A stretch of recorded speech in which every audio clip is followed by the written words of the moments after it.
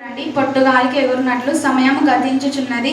విధి నిర్ణయము కాకమునుపే యెహోవా కోపాగ్ని మీ మీదకు రాకమునుపే మిమ్మును శిక్షించుటకై యెహోవా ఉగ్రత దినము రాకమునుపే కూడిరండి. Chapter 5 verses 17 and 18. Therefore, if anyone is in Christ, he is a new creation. The old has passed away, and the new has come. All this is from God, who reclined us through Christ, who reclined us to Himself and gave us the ministry of the reconciliation. కొరింథీయులకు రాసిన పత్రిక 5వ అధ్యాయము 17-18 వచనాలు. కాగా ఎవడైనను క్రీస్తునందున్న యెడల వాడు నూతన సృష్టి, పాతవి గతించెను, కొత్తవాయెను. సమస్తము దేవుని వలనైనవి. ఆయన మనలను క్రీస్తు ద్వారా తనతో సమాధానపరచుకొని ఆ సమాధానపరచు పరిచర్యను మాకు అనుగ్రహించెను. తీరాన్ని చేరే గమనం, పరమునకు చేర్చే గమ్యం. సంద్రంలో పడవ ప్రయాణం, బ్రతుకులోన భక్తి ప్రయాణం. తీరాన్ని చేరే గమనం, పరమునకు చేర్చే గమ్యం. దరి చేర్చయ్యా యెహోవా, పరమునకు చేర్చుమయ్యా యెహోవా. కృప చూపయ్యా నా ప్రభువా, కాపాడుమయ్యా నా ప్రభువా. సంద్రంలో పడవ ప్రయాణం, బ్రతుకులోన భక్తి ప్రయాణం.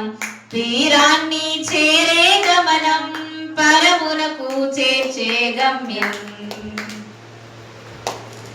నడి కడలిలో నావ ఉన్నది, అలల చేత అల్లాడుచున్నది. బ్రతుకు మధ్యలో నా భక్తి ఉన్నది, హింసలతో అది కాస్త వణకుచున్నది. నడి కడలిలో నావ ఉన్నది, అలల చేత అల్లాడుచున్నది. బ్రతుకు మధ్యలో భక్తి ఉన్నది, హింసలతో కాస్త వణకుచున్నది. తీరం చేరాలన్నా నీ కృపయే కదా, అంతం వరకు సహించే నీ చలువే కదా. కెరటాలతో జలము పడవలోకి చేరినట్లు, విశ్వాసంలో బాధలు అలుముకున్నవి. నాకున్న బలము సరిపోదయ్యా, నాకున్న శక్తి చాలనే చాలదయ్యా. నీ బాహువు చేత గమ్యము చేర్చి, నీ శక్తి చేత కడముట్టించుమయ్యా. దరి చేర్చయ్యా యెహోవా, పరమునకు చేర్చుమయ్యా యెహోవా. కృప చూపయ్యా నా ప్రభువా, కాపాడుమయ్యా నా ప్రభువా. సంద్రంలో పడవ ప్రయాణం, బ్రతుకులోన భక్తి ప్రయాణం. తీరాన్ని చేరే గమనం, పరమునకు చేర్చే గమ్యం. విశ్వాసంలో ఓడబ్రద్దలైనా హుమోనైను అలెగ్జాంద్రు ఎందరో ఉన్నారు. సత్య విషయమై అనుభవ జ్ఞానం లేని, విశ్వాసమును చెరిపే ఎన్నెంబ్రెలున్నారు. విశ్వాసంలో ఓడబద్దలై హుమోనైను అలెగ్జాంద్రు ఎందరో. సత్య విషయమై అనుభవం లేని, విశ్వాసము చెరిపేవారు ఎందరో. భక్తిహీనుల నుండి నన్ను కాపాడి, సత్య మార్గములో నన్ను నడిపించు నా దేవా. పెనుగాలి లాంటి ఆపదలెదురైనా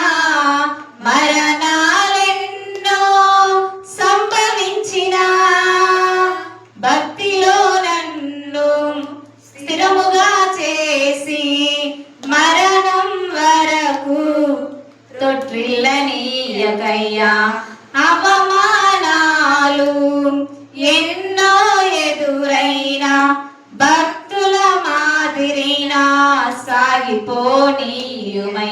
దరి చేర్చయ్యా యెహోవా పరమునకు చేర్చుమయ్యా యెహోవా కృప చూపయ్యా నా ప్రభువా కాపాడయ్యా నా ప్రభువా సంద్రంలో పడవ ప్రయాణం బ్రతుకులో నా భక్తి ప్రయాణం తీరాన్ని చేరే గమనం పరమునకు చేర్చేగం దరి చేర్చయ్యా యెహోవా పరమునకు చేర్చుమయ్యా యెహోవా కృప చూపయ్యా నా ప్రభువా కాపాడుమయ్యా నా ప్రభువా.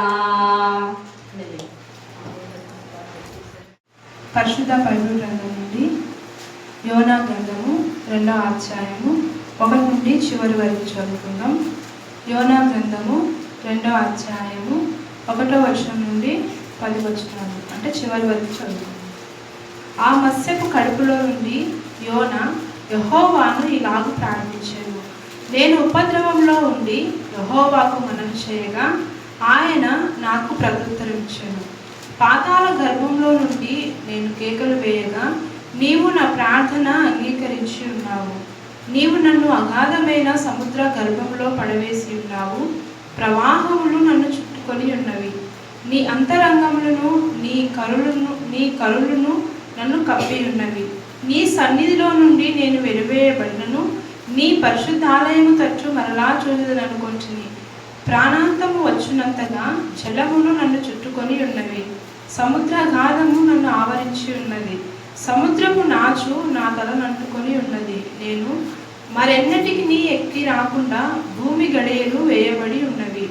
పర్వతముల పునాదులలోనికి నేను దిగియున్నాను.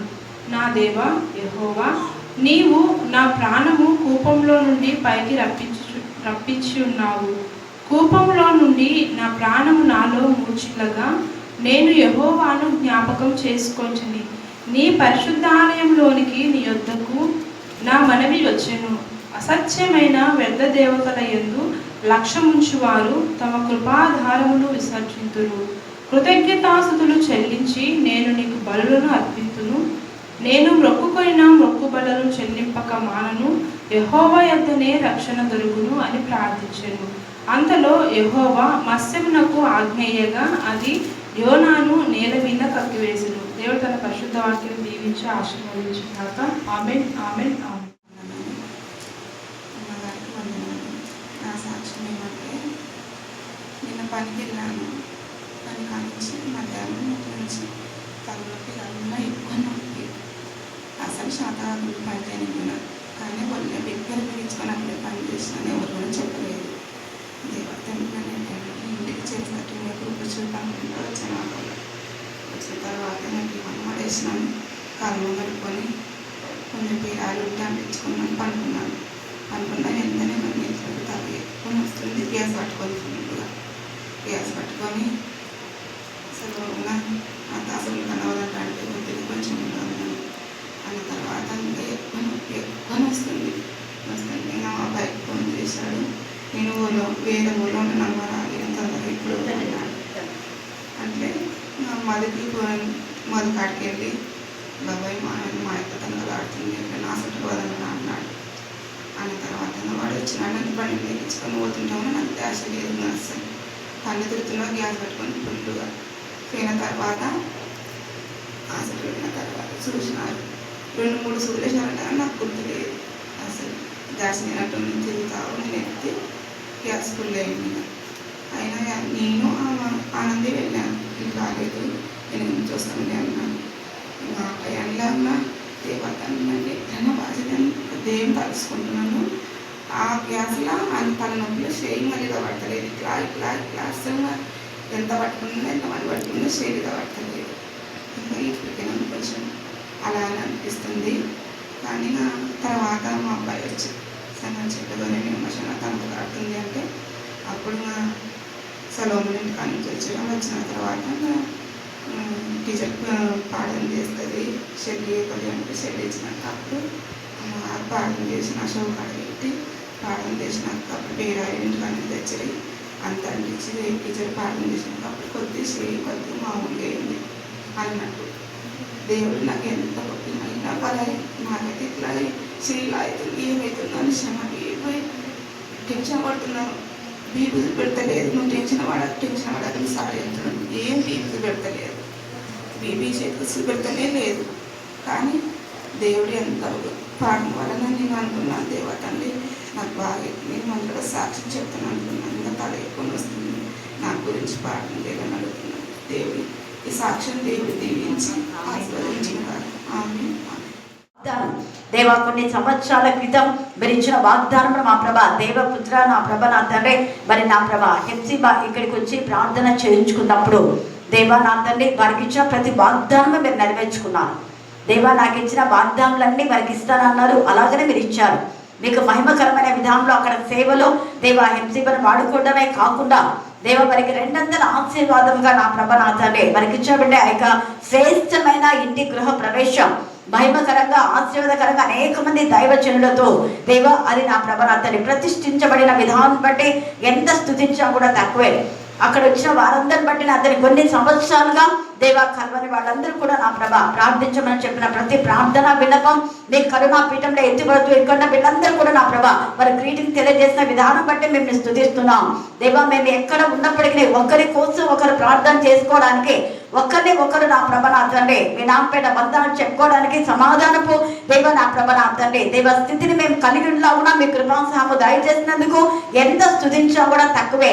దేవ ఇక్కడ నుంచి వేరే ప్రాంతం వెళ్ళి అనేక మంది బిడ్డలు బయట వెప్పంగా మీరు వాడుకున్నందుకు మేము స్తుతిస్తున్నాం.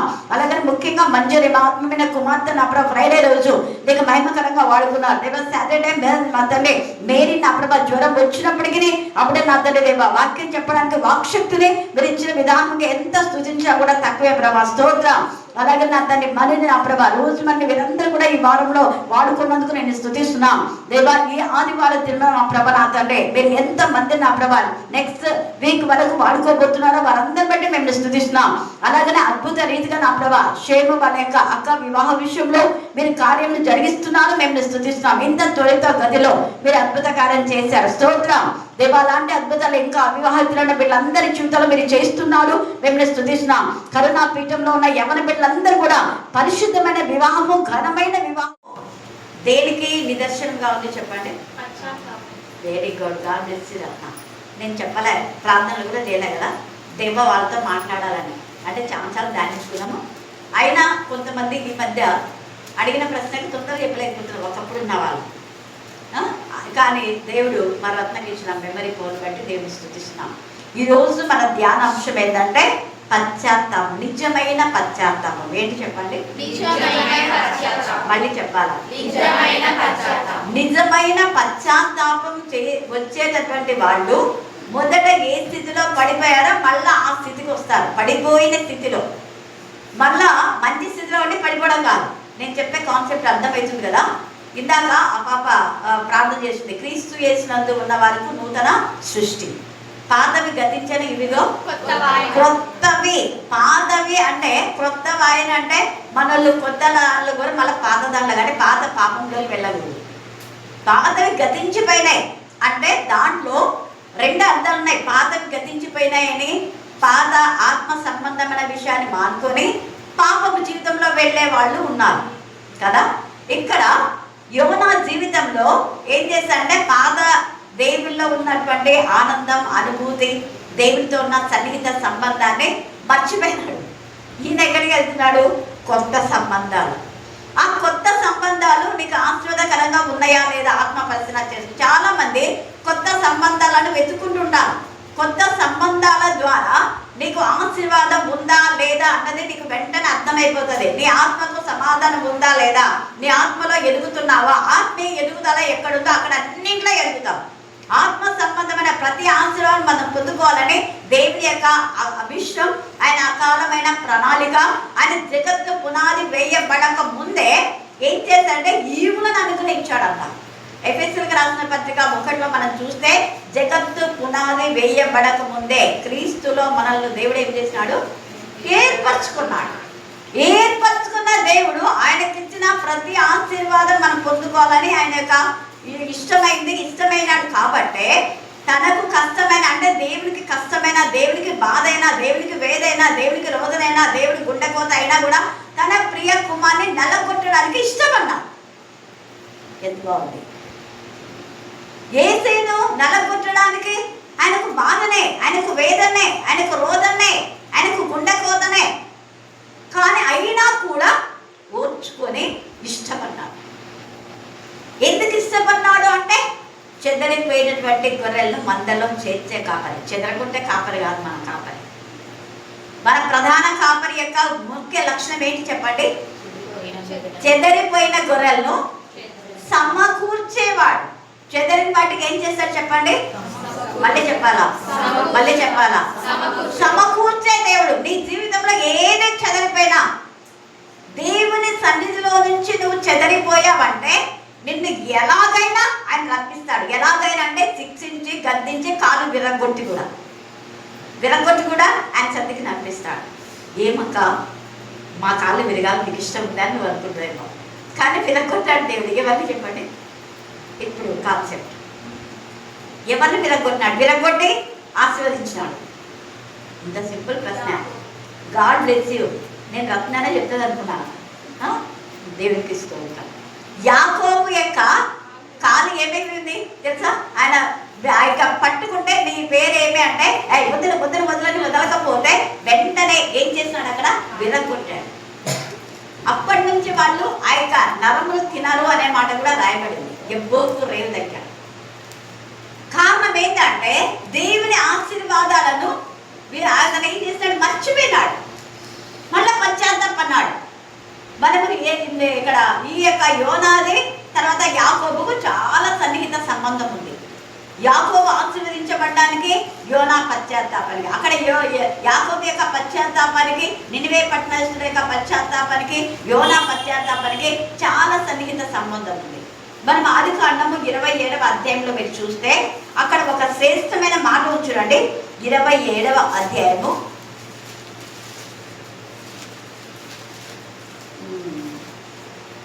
అక్కడ మహానయ్యము అనే మాట ఉంటుంది. 27:13 చదవండి చూద్దాం. ఆయనను అతని తల్లి, నా కుమారుడా, ఆ శాపం నా మీదికి వచ్చింది కాక. ఇక్కడ ఏమైతుందంటే యాకోబు అంటాడు, అమ్మ నేను ఇలాగా అన్నది బస్తాలు వేసుకొని పోయి ఆశీర్వాదాలు పొందని నువ్వేం చెప్తున్నావు? ఒకవేళ గుర్తుపట్టి నువ్వు ఏసావే కదా అని అంటే, నువ్వు ఏసావు కాదు కదా అని అంటే అప్పుడు నాకు శాపం వస్తుంది కదా. వాళ్ళమ్మ చూడండి ఎంత జిమ్మి. ఆ శాపము నా మీదకి వచ్చును గాక. కానీ ఆమె నా మీదకి వచ్చును గాక అన్న ఆ పదము ఇద్దరికి వచ్చింది.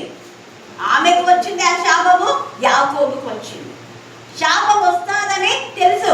యాకోబు ఆత్మ సంబంధంగా తల్లి దగ్గర పెరిగాడు. ఆత్మ సంబంధంగా తల్లి దగ్గర పెరిగినటువంటి యాకోబుకు దేవుడు అంటే భయం, దేవుడు అంటే భక్తి. అందుకనే నేను మోసం చేయకూడదు, మోసం చేయడం తప్పు మమ్మీ అన్నాడు. కానీ వాళ్ళమ్మ ఏమనేది? ఏం పర్వాలేదులే, ఏమైనా ఆ శాపం నాకే రాలే. మరి ఆ ఒక్కదానికే రాదు, కొడుకు కూడా వచ్చింది. చాలా మంది తల్లులు తప్పుడు వేలో తమ పిల్లలను రాంగ్ రూట్లో నడిపిస్తున్నారు.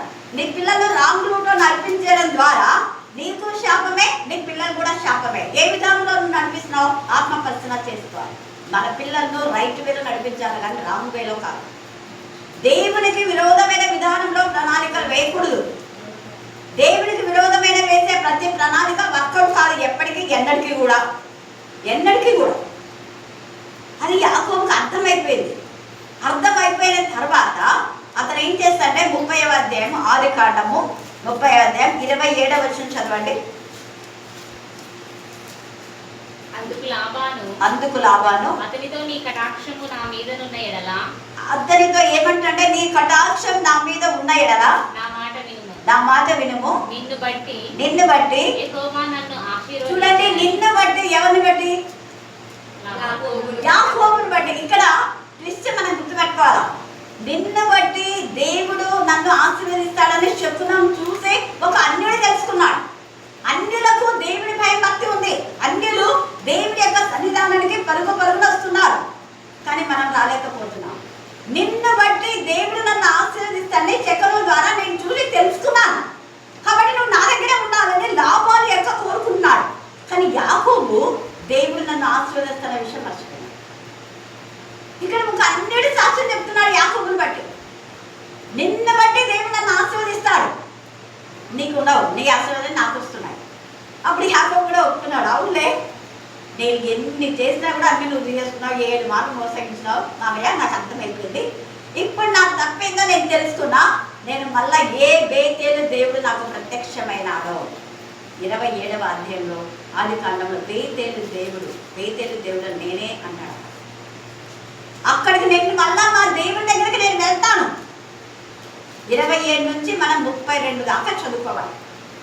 అక్కడక్కడ దేవుని యొక్క ప్రత్యక్షతలు మరి అక్కడ అప్రస్ఫుటం అవుతూనే ఉంటాయి. తన తప్పు తాను తెలుసుకొని పశ్చాత్తాపడి వాళ్ళ మామయ్యతో కూడా చెప్తారు. వాళ్ళ మామయ్యనే ప్రత్యక్ష సాక్షి, నువ్వు ఆశీర్వాదకరంగా ఉన్నావు.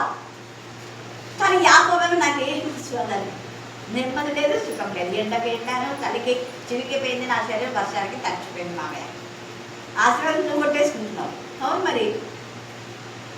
అతనేమో సత్యం ఒప్పుకుంటాడు. యాకోబుకి అప్పుడు పశ్చాత్తాపం, మా అన్నయ్యకి నేను ఇచ్చేస్తున్నా కదా, అప్పుడు మా అన్నయ్యకి నేను ఇచ్చేసేయాలి. అందుకని ఏం చేస్తాడంటే 32వ అధ్యాయము 1వ వచనం చదవండి. యాకోబు తన త్రోవను వెళ్ళుచుండగా దేవదూతలు అతన్ని ఎదుర్కొనిరి. యాకోబు వారిని చూచి ఇది దేవుని సేన అని చెప్పి ఆ చోటికి మహనయీము అని పేరు పెట్టాడు. ఇది దేవుని యొక్క సేన, ఇది మహానయీము అన్నాడు. దేవుని సేన ఎక్కడుంది? క్వశ్చన్ మీకు, దేవుని సేన ఎక్కడుంది? త్వరగా ఇంత సింపుల్ ప్రశ్న వేస్తుంటే దేవుని సేన ఎక్కడుంది? అక్క బాగా చెప్పింది, శుద్ధ హృదయంలో. ఇప్పుడు పశ్చాత్తాపడుతున్నాడు కాబట్టి ఆడ సేన ఎక్కడంటే మందిరంలో కాదు, మందిరాలను కలవాలని పడేవాళ్ళు చాలా ఉంటారు. మందిరానికి పోతున్నా కబడించుకుంటుంటారు. మొన్న రీసెంట్గా జరిగింది అదే. భయంకరమైన మాంత్రికుల నుంచి విడుదల పొందినటువంటి యేసు యోసేపు రెగ్యులర్ వాళ్ళు. అసలు శుక్రవారం ఖచ్చితంగా ఎంత పనున్నా ఆ పనిని వదిలిపెట్టి వచ్చేటటువంటి యేసు నా వాక్యాలు చూసి ఎవరెవరికో చెప్పి అనేకులను తీసుకొచ్చేవాడు. గత ఒక 3 months వరకు పోదామనుకున్నా రాలేదు. నేను కూడా ఎందుకమ్మా రాలేదని నేను అడగలేకపోయినా, ఎందుకో ఏమో మరి నాకు కూడా ఎందుకు రావట్లేదు, బాగలేదా ఏమి అని నేను అడగలేకపోయినా. నా బిజీలో ఎక్కువ బిజీలో అయిపోతున్నా ఈ మధ్య. అనేక మంది పిలవడం, అనేక చోటికి వెళ్ళిపోవడం అలా జరిగి నేను వెళ్ళాను. అలా ఉన్నట్టుండి నాకు గుర్తొచ్చి వెంటనే యేసురాజు ఫోన్ చేసింది నాకు. కరెక్ట్ ఫోన్ చేస్తే ఏమా ఏంటి రావటం లేదు, బాగాలేదు ఆరోగ్యం ఏమంటే, ఇంకా ఏడ్చే పర్యంతంలో మేడం నాకు దేవుడు బాగా శిక్ష చేసినాడు మేడం, నేను రెగ్యులర్గా వచ్చేవాడిని, రాకుండా సైతాన్ని ఎంత శోధించింది నాకు, రావాలనుకుంటా రాలేకపోతా. అందుకని నా కన్నుల్లో మళ్ళా అది నేను ఎందుకు చెప్తున్నా అంటే, దేవుని సన్నిధిలో నువ్వు మారు మనసు పొంది నీకు దేవుడు ప్రాణభిక్ష పెట్టిన తర్వాత ఆ సన్నిధిని విడిచిపెట్టే యోనాకు వచ్చిన ఉపద్రవం యాకోబుకు ఇచ్చిన భక్తులు వస్తుంది. సింపుల్గా చెప్పాలి, ఎంతగా అని వెంటనే నేను ప్రార్థన చేసిన వెంటనే ఆ పిల్లోడు అన్నాడు, నువ్వు తల్లి కంటే ఎక్కువ మేడం. వెంటనే నా తల్లి కంటే ఎక్కువ అని నువ్వు అనుకుంటే ఫస్ట్ రేపే రా ప్రార్థన కన్నా. గురువారం నేను ప్రేట్ చేసిన ఎన్ని పనులున్నా కూడా నువ్వు శుక్రవారం ఖచ్చితంగా నువ్వు ఒక్కడికి రావద్దు, నువ్వు ఫ్యామిలీతో రానా.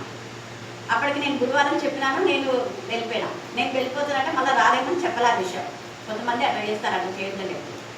అక్క ఉంటేనే రావాలనుకుంది. ఇప్పుడు మళ్ళీ చెప్తున్నా సిన్సియర్, నేను లేనప్పుడు ఎవరైతే వచ్చినారో వాళ్ళకే బ్లెస్సింగ్స్. నేను ముందే దేవుడికి చెప్పుకోదా.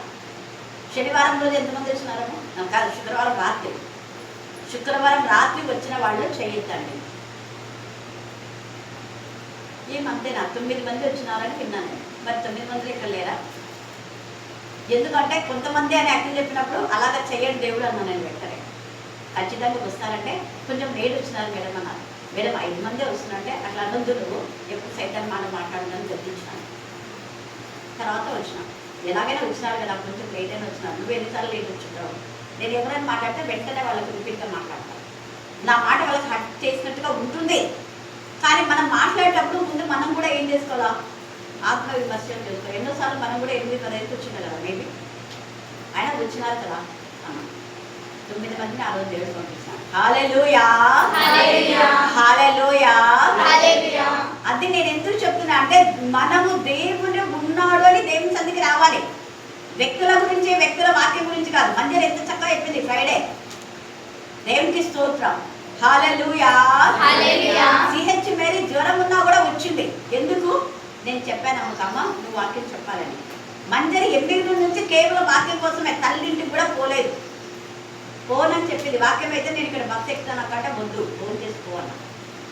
కృష్ణవేణి ఎంత బాగా వాడుతున్నాడు దేవుడి పైన వాళ్ళు. హల్లెలూయా, హల్లెలూయా. దేవుని మాటకు లోబడితే మనకు బ్లెస్సింగ్స్ వెంట బ్లెస్సింగ్స్ వస్తాయి. వెంటనే ఫ్యామిలీతో మళ్ళీ ఇంకొక తీసుకొని వస్తా ఉంటే ఇంకా ఇద్దరు చెప్పారంట, మేము కూడా రావాలనుకున్నామంటే, మేము ఇప్పుడు పోతున్నాం కదా, మళ్ళీ మీరు వచ్చినప్పుడు లేట్ అవుతుంది, మీరు నెక్స్ట్ నేను తీసుకుపోతానులేని సార్ చెప్పినాక తర్వాత మళ్ళీ ఈరోజు ఫోన్ చేసి ఎంత హ్యాపీగా, మేడం నువ్వు రమ్మంటే ఎంత లేట్ మేడం, నాకు చాలా రిలాక్స్ ఉంది, నేను ఫోటో పెట్టుకోవాలి మేడం, ఒకటి ఫోటో మీరు ఇవ్వండి అంటే, నేను సతీష్ పాలు కాదని అన్నాను. సతీష్ కుమార్ అయితే ఇళ్ళల్లో ఫోటో పెట్టుకున్నాను ఇస్తాడు, అట్లా చెయ్యొద్దు. ఆ ఫోటోల మీద పెండ వేస్తారు. ఎందుకంటే ఎక్కడంటే ఇక్కడ స్పీకర్స్ వాళ్ళ కోసం పెడతారు. పెండ వేస్తారా లేదా?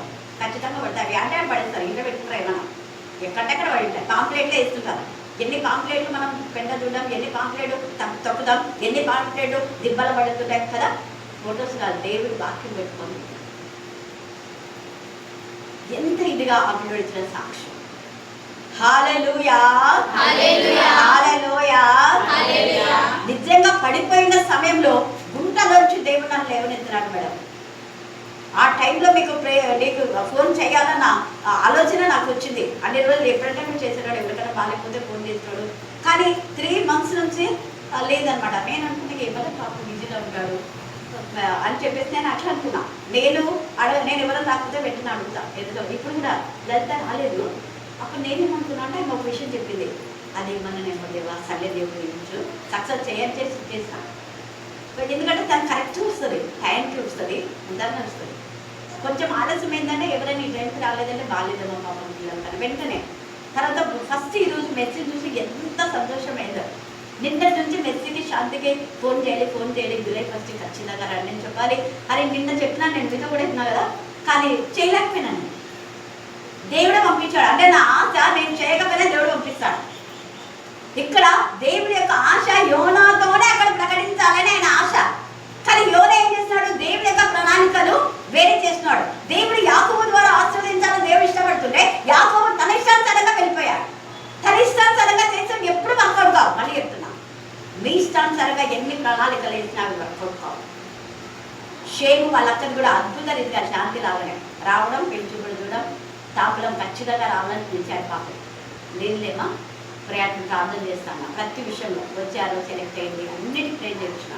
జ్యోతి షేమ్ వాళ్ళక్కడి 1-2 పేర్లలోకి వెళ్ళి మీరు కూడా ప్రేర్ చేయాలి. ఫస్ట్ ప్రయారిటీ మనం ఎప్పుడైతే దేవుడికి ఇస్తామో దేవుడు అనేక అద్భుత కార్యాలు చేస్తాడు. దేవుడికి చెప్పకుండా ఏం చేసినా కూడా అది ఏం కాదు, వర్కౌట్. అది ఆశీర్వదించబడినట్టు ఉంటాం కానీ రావు. యాకోబు తన ఇష్టానుసారంగా వాళ్ళమ్మ చెప్పిన మాట విని ఇద్దరు తల్లి కొడుకులు ఏకమైపోయినారు. కానీ ఏమైంది? శాపము వాళ్ళ అమ్మకు వచ్చింది. ఎవరికి వచ్చింది? కొడుకు కూడా వచ్చింది. ఇద్దరికి వచ్చింది. 21 సంవత్సరం ఆమె బాధపడింది. ఎందుకు అంటే యాకోబును చంపుదామని ఏసా వెళ్ళిపోయినాడు.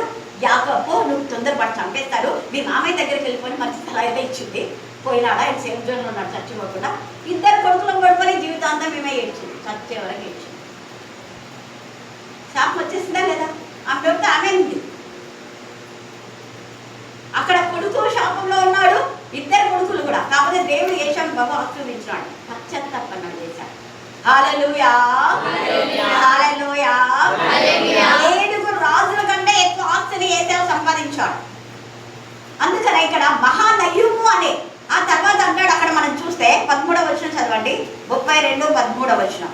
అతడు అక్కడ ఆ రాత్రి రాత్రి గడిపి ఆయన సంపాదించిన దానిలో అన్నయ్య అయిన ఏశావు కొరకు కానుకలు. అక్కడ కానుకలు మనం చూస్తే 200 గొర్రెలు, తర్వాత పొట్టేళ్ళు, ఎంత పంపిస్తారంటే ఎంత ఆస్తిపరుడు యాకోబు. ఇంత ఆస్తి ఉన్నా కూడా అతనికి దేవుని ఆశీర్వాదము లేదు. గుర్తుపట్టాలి. ఆస్తి ఉంది, బంగారం ఉంది, నీకు మస్తుగా ధనధాన్యం ఉండొచ్చు, దేవుని ఆశీర్వాదం లేకపోతే నెమ్మది ఉండదు. ఒకవైపు మనసు బాగా లాగేస్తుంది యాకోబుకు, అయ్యో నేను ఎంత పని చేస్తా, దేవుని చిత్తాన్ని తెలుసుకోకుండా నా ఇష్టానుసారంగా వెళ్ళా, మా అమ్మ చెప్పినట్టు వెళ్ళానే, ఎంత ఇది అని పశ్చాత్తపడుతుంది. గుండె కోతగా ఉంటాయి. అన్నీ పంపించిపోయినాడు. పంపించిన తర్వాత 24వ వచనంలో ఓడుకుంటారుగా మీరు చెప్పినాడు. 24 చదవండి. 32, 24. యాకోబు ఎలా మిగిలిపోయాడ? చూడండి, ఒక్కడు. అక్కడ తల్లితో 24 గంటలు ఉన్న కొడుకు. కానీ ఎప్పుడైతే దేవుడికి విరోధం చేశాడో, తల్లి ప్రేమ లేదు, తండ్రి ప్రేమ లేదు, అన్న ఎవరి ప్రేమ లేదు. అక్కడ మామయ్యనైనా ప్రేమిస్తున్నట్టే లేదు. మామయ్య ఎంత ఇదిగా స్వార్థం చూసుకున్నాడు. మామయ్య పెళ్ళైపోయిందిలే, ఇంకా నాకు లేయని చేసుకున్నానులే అనుకున్నాడు, రాహేలు చేసుకున్నానులే అనుకున్నాడు. లేయ నుంచి సంతోషపడ్డా. గోడ్స్ విల్ లేయను చేసుకోవడం దేవుడి యొక్క ప్రణాళిక. కానీ దేవుడి ప్రణాళికను యాకోబు గుర్తించాల. తన సొంత ఆలోచనలో రాహేల్ మీద ఇష్టపడ్డాడు. ఇష్టపడి 14 సంవత్సరాలు దేవుని ప్రేమించకుండా కొలే చేసినాడు. ఎన్నేళ్ళు? 7 ఏళ్ళు. మళ్ళీ 7 ఏళ్ళు నేను ఇష్టపడి 14 ఏళ్ళు దేవుని సేవించకుండా, దేవుని సన్నిధికి రాకుండా, దేవుని మహిమపరచకుండా, దేవుని గణపరచకుండా తన సొంతతో భార్య రాహేల్ కావాలా, తొందర పెళ్ళి అయిపోదా, రాహేల్ కావాలా. పెళ్ళయింది, సుఖం ఏమన్నా ఉందా? లేదు. తర్వాత 20 మనం చూస్తే 29, 30వ అధ్యాయంలో రాహేల్ వచ్చి నాకు పిల్లలు కావాలంటది. నేనేమన్నా పిల్లలు ఇవ్వడానికి? దేవుడు నేనేమన్నా? అంత ప్రేమించిన యాకోబు 14 సంవత్సరాలు 24 గంటలు అందుకోసమే తప్పించి ఆడు కూర్చున్నా రాహేలు మనకు వస్తుంది, పడుతున్నా రాహేలు, ఎక్కడ చూసినా రాహేలు వస్తుంది. దేవుడు లేడు, ఉదయంగా భార్యనే ఉంది. భార్య కావాలా. భార్య వచ్చింది. మరి ఆ సంతోషం చెప్పి కోపం వచ్చేసింది. దేవుడు ప్రాణం చేయపో అన్నాడు. మళ్ళీ ఈయన కూడా లేయ చేసింది, యాకోబు చేసిన, రాహేల్ చేసి. అప్పుడు దేవుడు లేయ గర్భాన్ని తెచ్చినాడు. కానీ మధ్యలోనే చచ్చి ఉంటుంది రాహేల్. కారణం దేవుని చిత్తానుసారంగా చేసుకోలేదు. లేయ చివరి దాకా ఉంటుంది. అందుకే యాకోబు ఏమంటాడంటే తప్పు తెలుసుకొని పశ్చాత్తాపడ్డాడు. ఎంత పొరపాటు నేను చేశా. రాహేల్ అంటే రాహేల్ కోసమే 14 సంవత్సరాలు దేవుని మర్చిపోయినాడు. దేవుని సన్నిధి మిర్చిపోయినాడు. యోనాలాగా దేవుని సన్నిధి నుంచి వేరైపోయినాడు. దేవుడు గర్భంలో రూపపడక ముందే యాకోబుకు ఆశీర్వాదం ఉంది. అది మనమని తెలుసు, యాకోబు కూడా తెలుసు. తెలిసే అతను బయటకు పోకుండా తల్లి దగ్గర దేవుడి వాక్యాలు పెట్టుకుంటా మంచిగానే ఉన్నాడు. మంచిదే. సొంత ఆలోచనలు, సొంత సుబుద్ధిని ఆధారం చేసుకొని 21 సంవత్సరం బాధను అనుభవించిన తర్వాత పశ్చాత్తాపడి అప్పుడు అంటాడు కదా, లేయా సమాధి ఎక్కడ ఉండాలి అంటే మా నాన్నను మా అమ్మను నేను అక్కడే పెట్టా, మా అమ్మ పక్కనే లేయా ఉండాలి. నీవు ప్రేమించిన రాహేల్ ఉండాలి కదా. యాదో పోయింది మధ్యలో ఎక్కడో చేసిన సమాధి. అడిగేటో ఊరుకుంటారు ఖచ్చితంగా. అయ్యో అంత ప్రేమించిన రాహేలు నీ పక్కన ఉందా? కుదురుతుంది. దేవుని సన్నిధిలో ఉండేది నేను, లేయ మాత్రం. మధ్యన వచ్చిన వాళ్ళు మధ్యనే పోతారు. మధ్యలో వచ్చిన పాపం మధ్యనే పోతుంది. మధ్యలో వచ్చిన సేవ మధ్యనే పోతుంది. ఇక్కడ వ్యర్థమైన ఆలోచనలు వద్దు, వ్యర్థమైన దేవతలు వద్దు. నీ దేవుడను యెహోవాను నేనే, బేతేలు దేవుడను నేనే. మర్చిపోయావా నువ్వు? ఏ బేతేలు అయితే దేవుడు వాగ్దానం చేశాడో అదే బేతేలకు మళ్ళీ తిరిగి వచ్చినప్పుడే ఆశీర్వాదం పొందుకున్నాడు యాకోబు. ఈ మధ్యాహ్న కాల సమయంలో ఎక్కడ నువ్వు రక్షణ పొందావు, ఎక్కడ నువ్వు ఆత్మీయంగా ఎదిగావు, ఎక్కడ నేను ఆత్మీయంగా దేవుడు వాడుకుంటున్నాడు. ముఖ్యంగా అదే స్థలానికి వస్తేనే నీకు ఆశీర్వాదం. ఆ స్థలంలో విడిచిపెట్టే నీకు ఆశీర్వాదం ఉండవు కాకుండా అని మనకి యోనా చెప్తున్నాడు. యాకోబు చెప్తాడు. ఇంకా చాలా మంది శాంసన్ కూడా పరిశుద్ధతను కోల్పోయి అంత భూమి గుండ్రంగా తిరిగి లాస్ట్ పశ్చాత్తాపడితే దేవుడు క్షమిస్తాడు. కానీ కింగ్ సొలొమోను పశ్చాత్తాపడలే. అందుకే మళ్ళా దేవుని ఉగ్రత. జ్ఞానులకు జ్ఞానం కానీ ఆత్మ జ్ఞానం లేదు. ఏం చేయాలా? డిగ్రీలు ఉంటాయి. మన వాళ్ళు కాంప్లెక్స్లో స్పీకర్ అంటే సగం డిగ్రీలే ఉంటాయి, వాక్యం ఏముండదు. పైన సింపుల్గా రండి రక్షణ పొందండి. ఏం ప్రవేశిస్తారు? ఏమి రక్షణ? నీ డిగ్రీలు చూడడమే జరుగుతాయి, నీ యొక్క ముఖం చూడడమే జరుగుతాయి. ఇంత పెద్దగా బొమ్మ వేసింటారు, పైన రండి రక్షణ పొందని అంటే మూల వాక్యం చిన్నగా ఉంటుంది. ఇక వీళ్ళ పేర్లు వీళ్ళవే ఉంటాయి. అన్ని సంఘ పెద్దలు ఉంటారు, ట్రెజర్ అంటే అవసరమా? జస్ట్గా సంఘము, స్త్రీల సమాజం, యూత్ పిల్ల అయిపోయినట్టు. హల్లెలూయా, హల్లెలూయా. నేను ఎప్పుడు స్త్రీల రిట్రీట్కు పాంప్లెట్ ఇస్తే ఇలాగనే ఇస్తాను. ఎవరి పేరు ఉండదు. ఎన్నిసార్లు నీ పేరు ఒకసారి పెట్టింటే మళ్ళీ పాంప్లెట్ తీసేసి అవసరం లేదు. కావాలంటే కాస్తున్న పేరు పెట్టండి. నాకు వాళ్ళని పెట్టాలా, వీళ్ళని పెట్టాలా, వీళ్ళ కేరళ అర్థం ఎందుకు పెట్టాలా?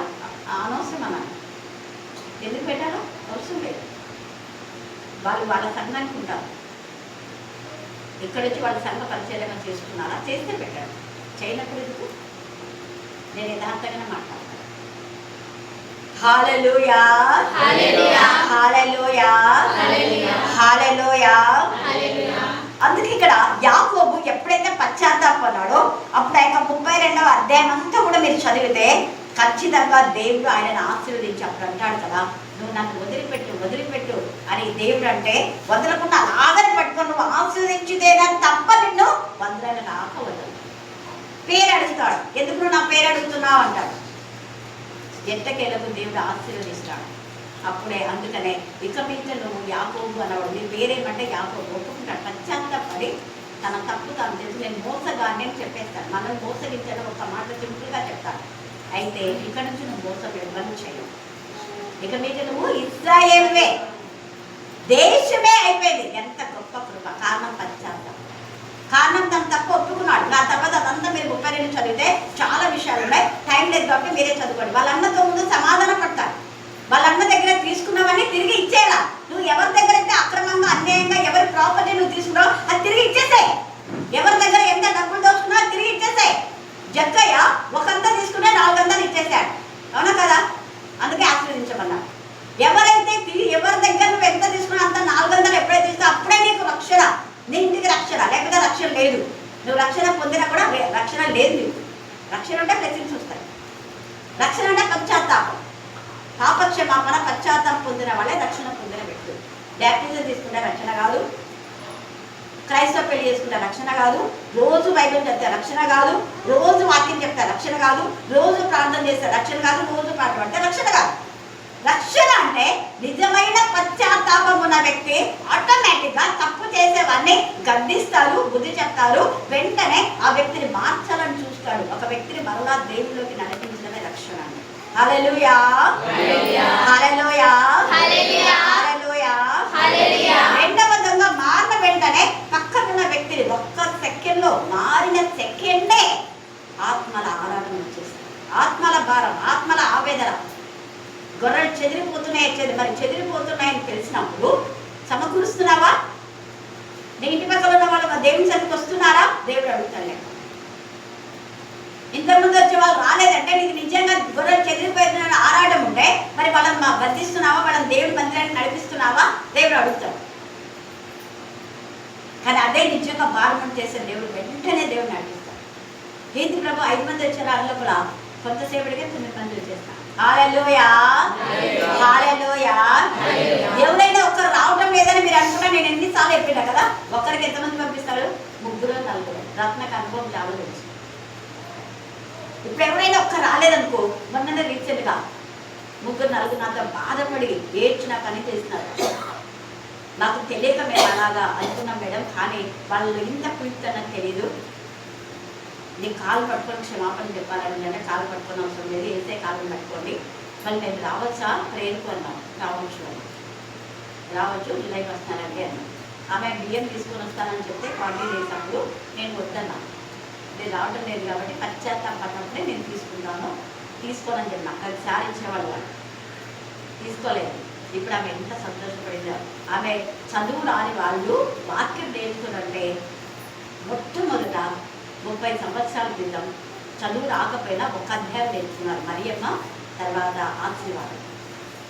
అంటే దేవదాసు అంటారు కదా పరిచారకుడు, వాళ్ళ భార్య మరియమ్మ. ఆమె రాణి ఉంది చూడు అక్కడ, రాణి వాళ్ళ అమ్మ, ఆశీర్వాదం అంటే సుజాత వాళ్ళ అక్క, వాళ్ళిద్దరే మొదట. ఇద్దరికి చీరలు ఇస్తే వీళ్ళు మాకు బైబిల్ ఇవ్వండి, నెక్స్ట్ టైం ఖచ్చితంగా బైబిల్ ఇస్తానులే అన్నాను. అప్పుడంతా మా ఫ్యామిలీకి గిఫ్ట్ అనేది అస్సలు లేదు, చర్చిలో గిఫ్ట్ అనేటివే లేదు, ఆ పదమే లేదు. చాలా దాదాపు 15 సంవత్సరాలుగా మా ఫ్యామిలీ నుంచి వచ్చారు. తర్వాత సునీల్ ఈ పాప శ్యామల పాస్టర్ వచ్చి, ఏంటక్క నువ్వు వాక్యం చెప్పేదే మాకు ఎక్కువ, మళ్ళీ నువ్వేంది మాకు గిఫ్ట్లు ఇచ్చేది, మేమే ఇవ్వాలి, వద్దాక ఇప్పటి నుంచి నువ్వు ఇవ్వదు, మనం సంఘం తరఫున ఇద్దాం అనేసి అప్పుడు మళ్ళీ శ్రీరాకుటం నుంచి గిఫ్ట్లు తేవడం. హల్లెలూయా హల్లెలూయా హల్లెలూయా హల్లెలూయా. పశ్చాత్తాపం అనేది ఎన్ని బ్లెస్సింగ్స్ మనకి ఇస్తుందో చెప్పలేము. ఇక్కడ యోనా ఎంత చక్కగా తనకు తాను అన్ని ఒప్పేసుకుంటున్నాడు. ఏమని ఒప్పుకుంటున్నాడు చూడండి, 2వ అధ్యాయం యోనా. ఇంకా యాకోబు గురించి మీరు తర్వాత 30 నుంచి 27 నుంచి 32 దాకా చదివితే చాలా విషయాలు దేవుడు మీతో మాట్లాడతాడు. మీరు అవన్నీ కోట్ చేసుకుని ధ్యానం చేయండి. పోయినవన్నీ మళ్ళీ పొందుకుంటాడు యాకోబు. ఇక్కడ మనం చూస్తే యోనా దగ్గర, యోనా కూడా పోయిందంతా మళ్ళీ పొందుకుంటాడు. 1వ వచనం చదవండి, 2వ అధ్యాయము 1వ వచనం. ఆ మద్యం ఎక్కడున్నాడు ఇప్పుడు యోనా? మళ్ళీ చెప్పాలి, అందరు చెప్పాలి. చేప కడుపులో ఉన్నాడు. చేప కడుపులో ఉండి తానేమంటున్నా అంటే, దేవా నువ్వు నన్ను పాతాళ గర్భంలో ఇచ్చావు. దేవుడు ఇచ్చినావా? ఏమన్నా దేవుడు చెప్పినావా? తనకు తానే విన్నాడు. మనం కూడా ఇట్నే ఇస్తాం. మనకు మనమే శిక్ష వస్తే, దేవా నాకెందుకు ఈ శిక్ష, నాకెందుకు ఈ పరీక్ష, నాకెందుకు అది, నాకెందుకు ఆలస్యం, అది మనం అంటే అది నీకు చేసుకుందే వ్యవస్థ. ఇలా నీ సొంత ఆలోచనలో నువ్వే దేవుని సన్నిధిలో నుంచి ఎందుకు వెళ్ళిపోయా? దేవుని సన్నిధిలో ఉంటాం కదా. ఆదివారం దినం అంటే ప్రత్యేకమైన దినం, ప్రతిష్ఠించడం దేవునికి ఇష్టమైన దినం. ఆ రోజు ఎన్ని పనులు ఉన్నా ఖచ్చితంగా ఫస్ట్ ప్రయారిటీ దేవునికి ఇవ్వాలి. కానీ మనల్ని ఎప్పుడు ఇస్తారు? రాత్రి ఇస్తారు. మేము రాత్రి వస్తాం, మాకు మధ్యాహ్నం టైం ఉండదు. దేవుడు కూడా అంటాడు, నేను కూడా రాత్రి ఇస్తాలే నీకు మధ్యాహ్నం నేను అంటాడు. దేవుడు కూడా రాత్రి నువ్వు పండుకుంటాం, మంచి నిద్ర ఇస్తా, బాగా నిద్రపో, దున్నపతి నిద్రపో, బాగా తిని, నేను కూడా నీకు మంచి బ్లెస్సింగ్ ఇస్తాను. నీకేం బ్లెస్సింగ్స్ కావాలో అదే నేను ఇస్తాను. ఆదివారం దినంలో మొదటి స్థానం దేవునికి ఇవ్వాలి. ఖచ్చితంగా ప్రతిరోజు లేకుండా కనీసం అంటున్నానే, ప్రతిరోజు ఫస్ట్ ప్రయారిటీ దేవునికి ఇవ్వాలి. మీరు అనుకున్నారు ప్రతిరోజు పొద్దున్న లేచి వాక్యం చెప్తున్నాక ప్రాణం చేస్తున్నా మంచిదే. కానీ ఆదివారం ఆయనకి ఇష్టమైన దినం కదా. కనీసం వారానికి ఒక్కసారైనా ఆయనతో కలవకపోతే నువ్వు ఎంతసేపు మాట్లాడు, టీవీలో ఎంత మాట్లాడినా స్పీకర్ను ఎల్సీడీకి చూస్తే ఎంత బాగుంటుంది కదా. ఒక షాప్లో ఆ పాప అడిగింది, మేడం మీరు స్పీకరా అనింది. ఎలాగా కనుక్కున్నావు నువ్వన్నాను, ఓకే క్యాజువల్గా అంటే ఎప్పుడో చూసినట్టున్నాను నేను యూట్యూబ్ ఎక్కడ అంటే, మీరే చర్చికి వెళ్తారంటే ఫలానా చర్చి అక్కడ ఆయన నుంచి వాక్యం చెప్పాడన్నాను. సతీష్ కుమార్ చర్చికి పోతున్నాడు, ఆయన నుంచి వాక్యం చెప్పాడు కదా అంటే, తెర మీదనే జీవితాలు వస్తాయి చూడండి. తెర చినిగిపోతుంది, తెర ఉంటుందండి, తెర చినిగిపోతుంది. తెర మీద ఆడ చూసే బదులు టీవీలో చూడు. మళ్ళీ అంత దూరం ఎందుకు వాళ్ళమ్మా? ఎక్కడో ఉంటుంది, అవుట్స్కట్లో ఉంటుంది కల్వరి టెంపుల్లో. అంత దూరం వేరే టీవీలోనే చూడు, ఎందుకు సెల్ ఫోన్లోనే చూడు. మళ్ళీ సెల్ ఫోన్లో ఉంటుంది కదా. ఎక్కడో వేరే ఊళ్ళో ఉన్న వాళ్ళైతే సరే. కర్నూలులో ఎన్ని సంఘాలు ఉన్నాయి, ఒక చర్చికి నువ్వు అనుబంధమై ఉండాలమ్మా, ఇలా ఉండకూడదు అని చెప్పి, అవును మేడం నాకు అనిపించింది అంటే నేను అన్నమాట. సరే ఇక్కడి నుంచి అన్న సరే చూసుకొని చెప్పాను. హల్లెలూయా హల్లెలూయా. ఎందుకు అదే పనిగా స్పెషల్ స్పీకర్స్ మనం చెప్పిస్తాం? ఏం మన వాక్యాలు మనం యూట్యూబ్లో వినొచ్చు కదా. శ్రీల రెడ్డి కానీ, యూత్ రెడ్డి కానీ సండే ఎప్పుడంటే ఎప్పుడు పిలిపిస్తాం కదా చర్చికి. వాళ్ళ వాక్యాలు మనం ఊరికే యూట్యూబ్లో చూసుకుంటే సరిపోతుంది కదా. వాళ్ళని పిలిపించి 50,000 ఇచ్చి అంత అవసరమా? 50,000 నిలిపోతాయి. కానీ ప్రజెన్స్ చాలా ఇష్టం. అలాగనే నువ్వు మీ నాన్నలతో 1 నెల రోజులు మీ నాన్న మీ అమ్మని చూడకుండా ఉంటావా? పెళ్ళైందైతే నీ భర్తను చూడకుండా ఒక 2 నెలలు 3 నెలలు ఉంటావా? మరి దేవుడు కూడా అంతేనా? మనం దేవునితో కలవాలి, దేవునితో మాట్లాడాలి, దేవునితో సహవాసం చేయాలి అని ఎంత ఆరాటపడతాడు. 24 గంటలు నీ భర్త నిన్ను 24 గంటలు కాపాడవు, నీ తల్లి నిన్ను 24 గంటలు కాపాడవు, నీ కొడుకు నీకు 24 గంటలు నీతో ఉన్నాడు.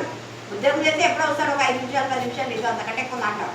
24 గంటలు నిన్ను చూసి నిన్ను గురించి ఆలోచించే తండ్రి దగ్గరికి నువ్వు ఆదివారం అన్నా కనీసం మొదటి దినం ఇవ్వకపోతే ఎంత విశ్వాసఘాతకులు కాదు. ఇక్కడ యోనా ఎంతగా చిన్నప్పటి నుంచి వాళ్ళమ్మ దేవుని మీద భయభక్తి గల కుమారుడుగా పెంచింది. గువ్వ మనం చూస్తే, గువ్వ అంటే పరిశుద్ధం. ఏమన్నా మనం చూసుకున్నాం కదా, పావురం పరిశుద్ధమైన జీవితంలో ఉన్న యోన అపవిత్రమైన తలంపులు వచ్చేసాయి. ఎలాగా పడవలోకి వెళ్ళి ఉపద్రవం వచ్చేసింది, నాచు వచ్చేసింది ఆయన తలంతా కూడా. నేను ఉపద్రవంలో ఉండి యెహోవాకు మనం ఎవరు మరి నీకు ఉపద్రవానికి నువ్వే తెచ్చుకున్నావు. నీకు సొంత ఆలోచన సొంతని నువ్వు ఆధారం చేసుకోవద్దు, చేసుకుంటే ఉపద్రవమే. రెండవది నీకు పాతాల గర్భంలో, పాతాళంలో ఎక్కడైనా క్షేమం ఉంటుందా, సంతోషం ఉంటుందా, నెమ్మది ఉంటుందా? ఉండదు. పాతాల గర్భంలో నుండి నేను కేకలు వేగా. ఇక్కడ యోనా పాతాల గర్భంలో కేకలు వేసినాడు కాబట్టి నేను కూడా చచ్చిపోయి పాతాలకు పోయినాక కేకలు వేసినట్టు దేవుడు అనుకుంటున్నాడు. ఆ పాతాళం మీద ఇంకా ఈయనకు ఈ యోనాకు చేప కడుపు అని తెలీదు, అది పాతాల గర్భంలాగా ఆయనకు అనిపించింది. సముద్ర అగాధంలో ఉన్నాడు. తిమ్మింగళం ఆయన మింగి వేసింది కానీ ఆయనకు అర్థం కాల. ఏం లేబో ఊపిరాడకి ఎక్కడ ఉంది, ఇట్లా ఉంది అని. ఆయన చేసే అవివేకం పని ఆయనకు బాధనే, తిమ్మింగళానికి బాధనే. నువ్వు చేసే అవివేక పని నీకు బాధ, నీ కుటుంబానికి బాధనే. తేవద్దు. నీకు క్షేమం ఉండదు, నీ కుటుంబానికి క్షేమం ఉండదు. తేవద్దు. దేవుడి చిత్తానుసారంగా ఉంటే మనకు మన కుటుంబం, నేను నా కుటుంబం ఆశీర్వాదం ఉంటుంది కాక. యెహోషువ 7:24, యెహోషువ 24:15, నేను నా ఇంటి వారిని యెహోవాను సేవించను. నీ ఆశీర్వాదం ఉంది. 2 సమూయేలు 7. దేవా నీ ఆశీర్వాదం ఉంది, నేను ఆశీర్వదించబడుగాక నేను నా కుటుంబం. నీవు నీ పరిసరాలు ఆశీర్వాదకరంగా ఉండాలి. నువ్వు ఆశీర్వాదకరంగా ఉంటున్నావా, ఆశీర్వాదం పోగొట్టుకుంటున్నావా? ఇక్కడ యోనా అనేకులకు ఆశీర్వాదకరంగా ఉండాలి. యోనా అందరికీ ఆశీర్వాదంగా ఉండడానికి దేవుడు పంపితే నాకు ఏం ఆశీర్వాదాలు వద్దు అని ఇక్కడికి వచ్చాడు. సొంత ఆలోచన. కానీ దేవుడు దెబ్బ కొట్టి 3 రోజులు బాధ పెట్టి ఆడ యాకోబుకు ఎలాగ తుమ్మిందారో విరిగిపోయిందో కుటుంబంగా పోయినాడు.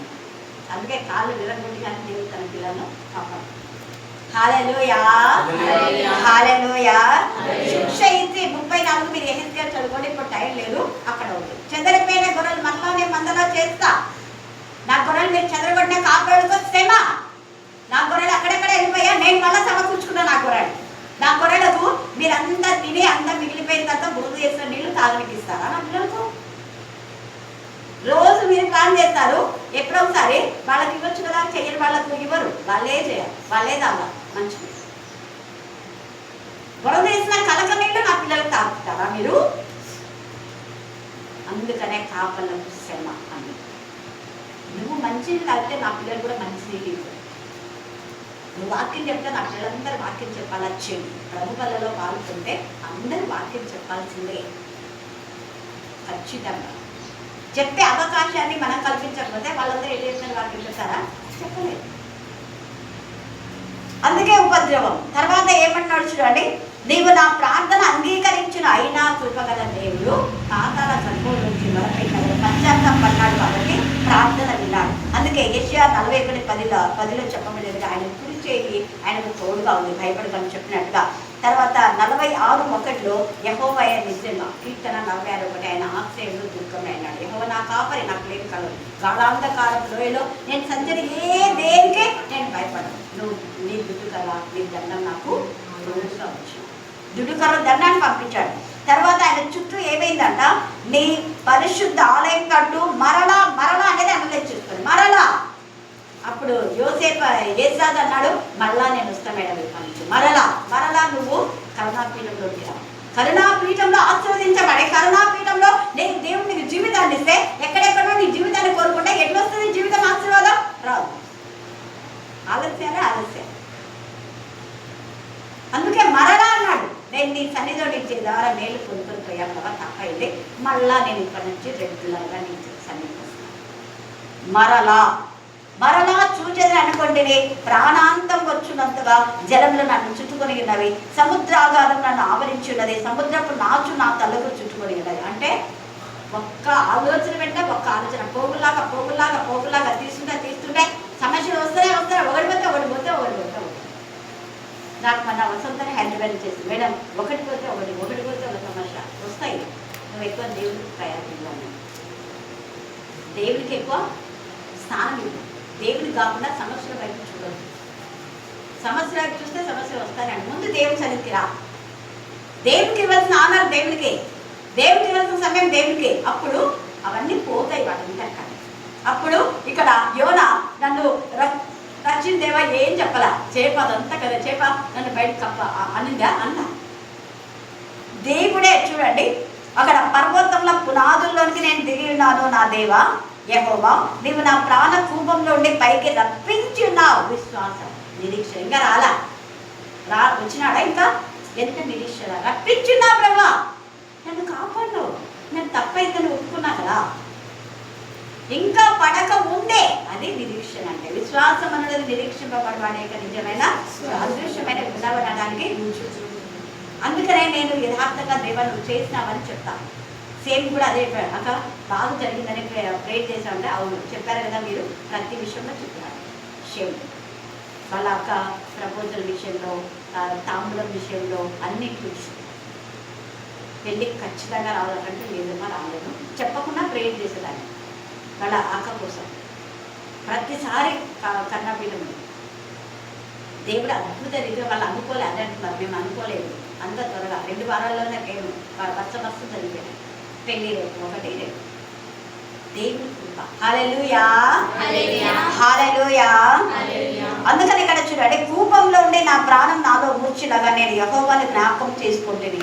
నీ పరిశుద్ధాలయంలోనికి నీ యొద్దకు నా మనే వచ్చును. అది పరిశుద్ధాలయంలోకి రావాలి. దేవుని సన్నిధి అంటే పరిశుద్ధాలయం. మన హృదయమే ఆలయం, మనమే ఆయన ఇల్లు.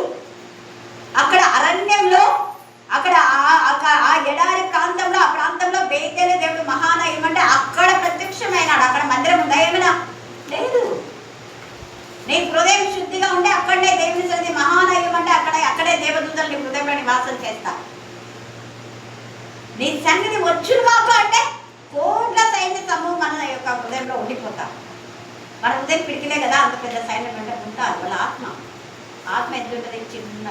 హల్లెలూయా, హల్లెలూయా, హల్లెలూయా. అసత్యమైన వ్యర్థ దేవతల యందు లక్ష్యం ఉంచువారు, వ్యర్థమైన మాటలు, వ్యర్థమైన పనులు, వ్యర్థమైన ఆలోచన, ఇద్దరు చెప్పిన ఆలోచన నువ్వు విన్నావంటే నీ భక్తంతో వ్యర్థమే. దేవుని చిత్తాన్ని నెరవేర్చిన వారే వ్యర్థమైన, అన్ని వ్యర్థమే. ఇక్కడ చూడండి, తన కృపాధారము విసర్జింతురు, వాళ్ళకు దేవుని కృప ఉండదు, పోతారు. తర్వాత ఏమన్నాడు? కృతజ్ఞతాస్తుతులు చెల్లించి నేను నీకు బలులు అర్పించును. నేను మొక్కుకొనిన మొక్కుబడులు అంటే నువ్వు ఏది మొక్కుబడి చేసుకున్నావు? ప్రతి శుక్రవారం దేవుని సన్నిధికి వస్తాను మొక్కుబడి చేసుకున్నావు, మరి చేస్తున్నావా? దేవునికి ఇస్తానా సమయం ఇచ్చావా? అడుగుతాడు. నేను చేసుకున్న మొక్కుబడులను నేను చెల్లించును. యెహోవా యుద్ధనే రక్షణ దొరుకుతుందని ప్రార్థించాను. అంతలో యెహోవా ఎప్పుడైతే ఈ మాట అన్నాడో వెంటనే మత్స్యము ఆజ్ఞకేయక యెహోవా నేల మీద దాన్ని కట్టివేసి, ఎంత చక్కగా యోనాను నేల మీద కట్టివేసింది. యెహోవా ఆజ్ఞగా కట్టివేస్తాడు.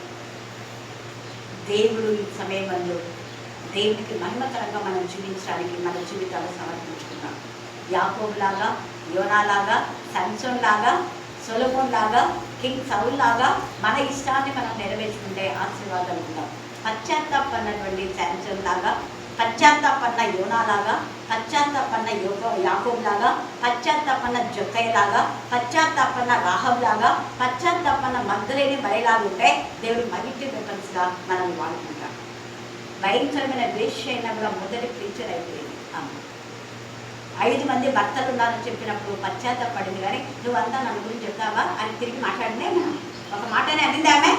యేసు ప్రభులు ఒక్క మాట కూడా మాట్లాడాలి. మనమైతే ఎన్ని అంటామో, నన్ను అట్లా అంటావా, నన్ను ఇట్లా అంటావా, నేను అదే, నేను ఇదే. ఒక్క మాట అంటే దానికి 100 మాటలు మనం మళ్ళీ మాట్లాడాలి. ఏసని ఒక్క మాట కూడా మాట్లాడుతున్నారు. నిజమే అని, నిజమే. తప్పు అని తప్పు ఒప్పుకోవాలి. తప్పు నీ తప్పు నువ్వు చేసి మళ్ళీ నేను గద్దించిన వాళ్ళపైన నేరా అవుతుంది, అది 2వ తప్పు అయిపోతుంది. ఆ తప్పు నువ్వు విడిచిపెట్టకుండా కంటిన్యూ చేస్తే 3వ తప్పు అయిపోతుంది. దానికి తగిన శిక్ష 3 శిక్ష వస్తుంది. రావద్దు. పశ్చాత్తాపడి దేవుడి వాక్య భాగం దీవించి ఆశీర్వదించుగాక. ఆమేన్, ఆమేన్, ఆమేన్. ఈ సమయం